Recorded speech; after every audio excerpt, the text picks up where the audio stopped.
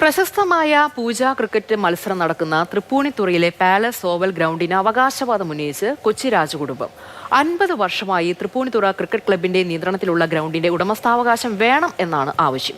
ഈ ആവശ്യം ഉന്നയിച്ച് കുടുംബം ജില്ലാ കളക്ടറെയും ഹൈക്കോടതിയെയും സമീപിച്ചു.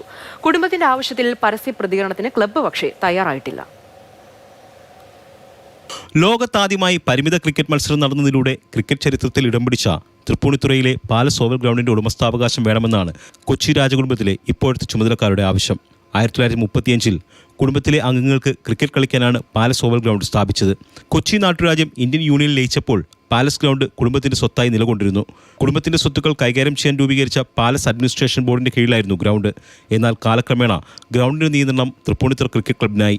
ഈ നിയന്ത്രണം തിരികെ ലഭിക്കണമെന്നാണ് കുടുംബത്തിന്റെ ആവശ്യം. 1949 രാജഭരണം അവസാനിച്ചു.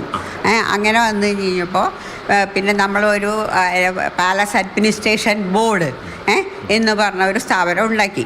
കാരണം ഇനി ബാക്കി വരുന്ന കാര്യങ്ങൾ പലതും നമുക്ക് ചെയ്യാനുണ്ട് എന്നുള്ള അതിനു വേണ്ടി മാത്രം.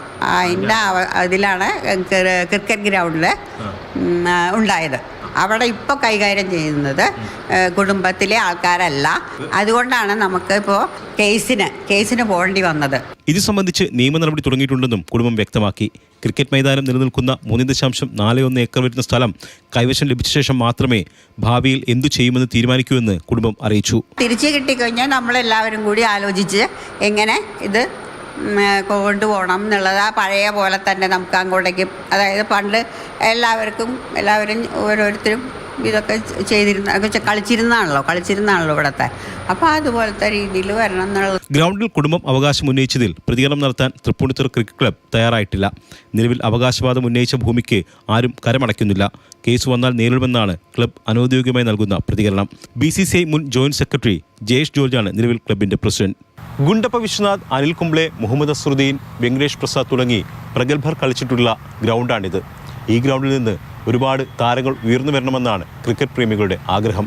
അതിന് ഈ ഗ്രൗണ്ടും ക്രിക്കറ്റും ഇവിടെ തന്നെ ഉണ്ടാകണം. അധികാര തർക്കം അതിനൊരു തടസ്സമാകരുത്. ജോസിയാനും ബിനു പാമ്പയ്ക്കൊപ്പം SL ശങ്കർ, മാതൃഭൂമി ന്യൂസ്, കൊച്ചി.